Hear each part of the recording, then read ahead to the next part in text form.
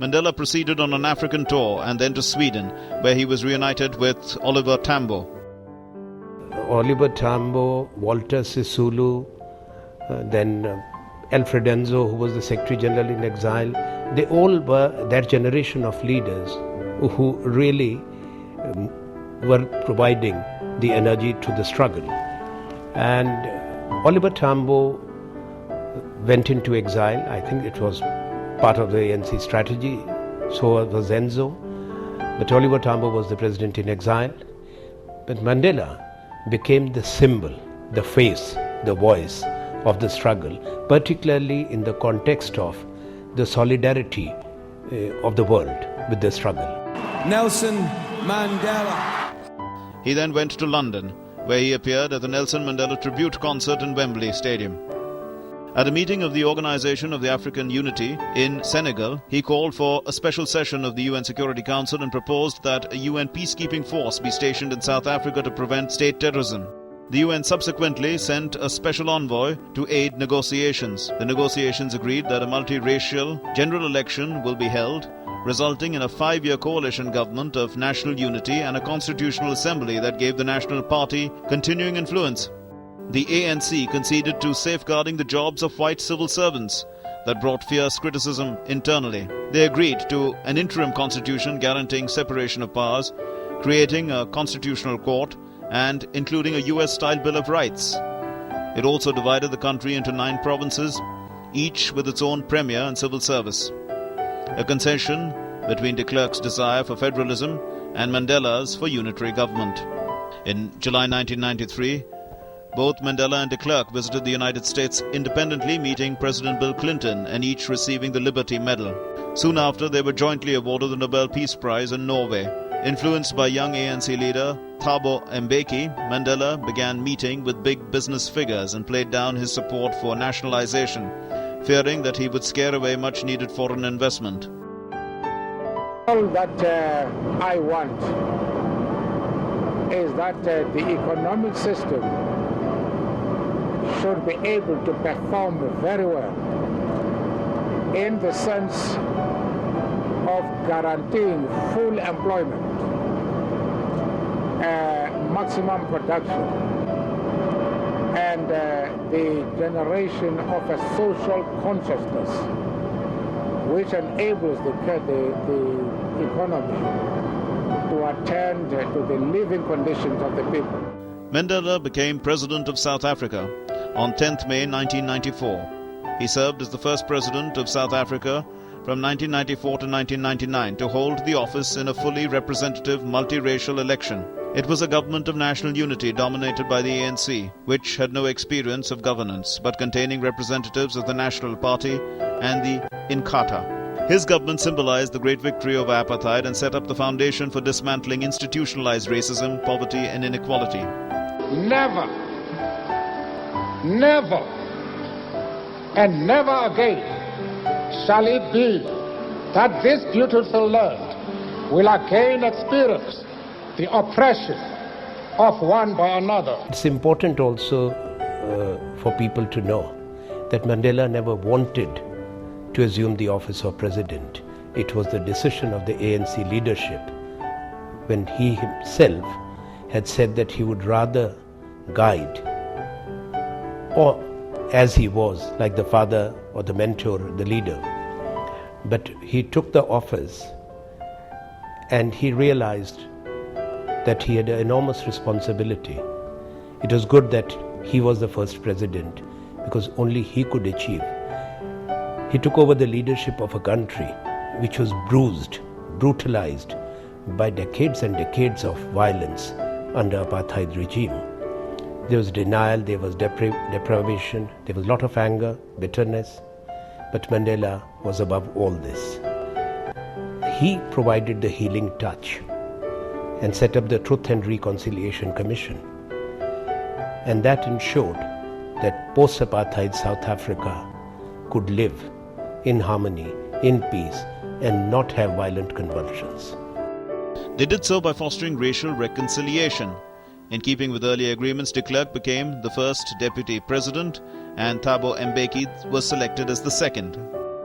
Despite his opulent surroundings, Mandela lived a simple life, donating a third of his 552,000 rand annual income to the Nelson Mandela Children's Fund, which he had founded in 1995. In December 1994, Mandela's autobiography, Long Walk to Freedom, was finally published. In late 1994, he attended the 49th conference of the ANC in Bloemfontein, at which a more militant national executive was selected, among them Winnie Mandela.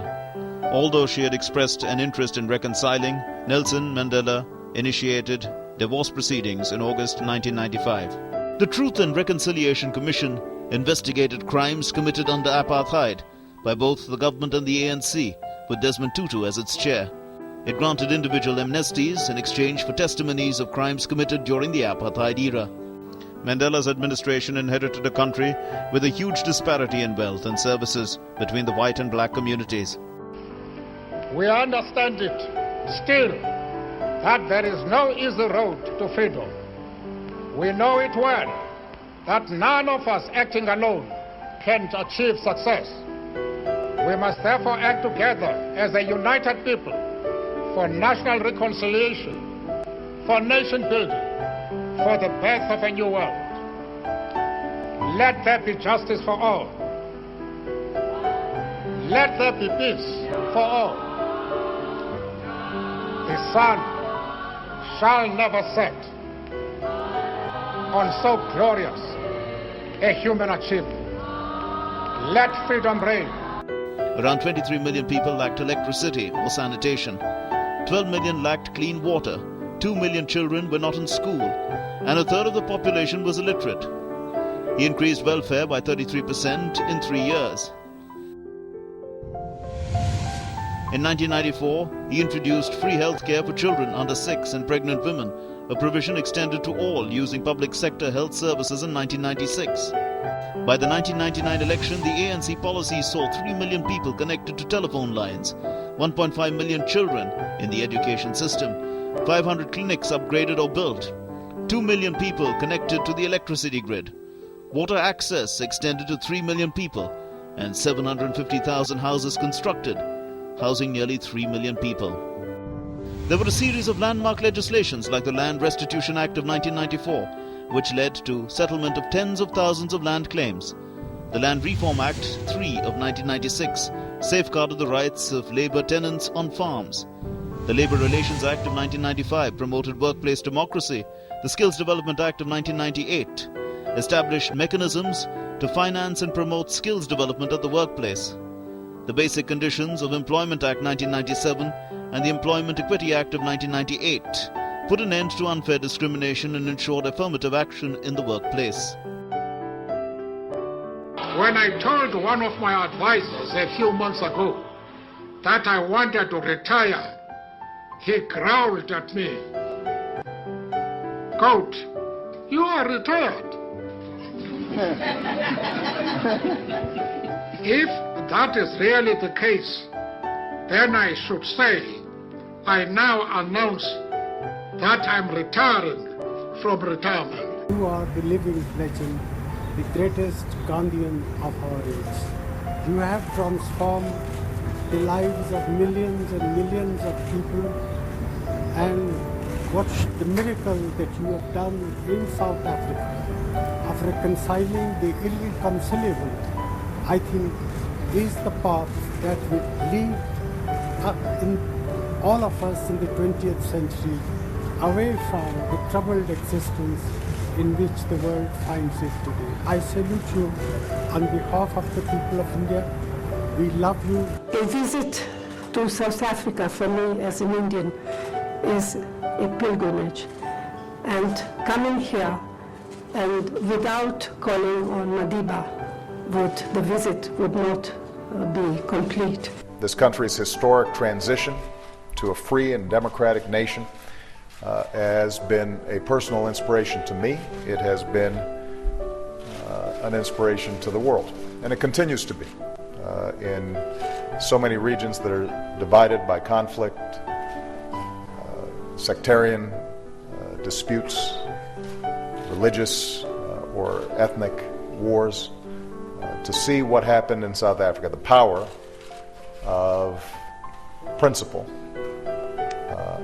and people standing up for what's right, I think continues to shine as a beacon. He has stood tall, and very proudly so, at a time when there has been a serious crisis of leadership in the world. Nelson Mandela also is a man of compassion and profound humility, something which I have personally known during my meetings with him. He accepted power for 5 years, the first president of New South Africa, I would call it. It doesn't want a second term. How many people are there who don't want a second term? What came across very powerfully to me, when I first met him physically in Morogoro establishment of the ANC on the 10th of March 1990. He was released from prison he came out on the 11th of February when he addressed the rally in Cape Town. But say within a month we met, and as we were talking with Mandela, there was not even a trace of rancor or bitterness. And he said, in fact, that in reference to the captors or those who were the instruments of the apartheid regime, he said that, well, they had a constitution which we never accepted, which was illegal and against humanity. But those who acted under that believed they were doing their duty. The fight, therefore, was against the unjust system and not against people. Every nation in the world holds this icon of freedom in the highest esteem. He is the recipient of over 250 awards, including the Nobel Peace Prize in 1993, the US Presidential Medal of Freedom and the Soviet Order of Lenin. Soon after his release, India was the first country to bestow on him our highest civilian honor, the Bharat Ratna, in 1990. He was the first non-Indian to receive this honor. He was also earlier bestowed with the Nehru Award for International Understanding in 1979 and the Indira Gandhi Award for International Justice and Harmony in 1996. Mandela is the father of the South African nation. He's the very soul of South Africa, where he's often referred to by his Xhosa name, Madiba. I am not a speaker at all, and I'm not going to make any exception on this occasion, except to say thank you for all that you have done for me.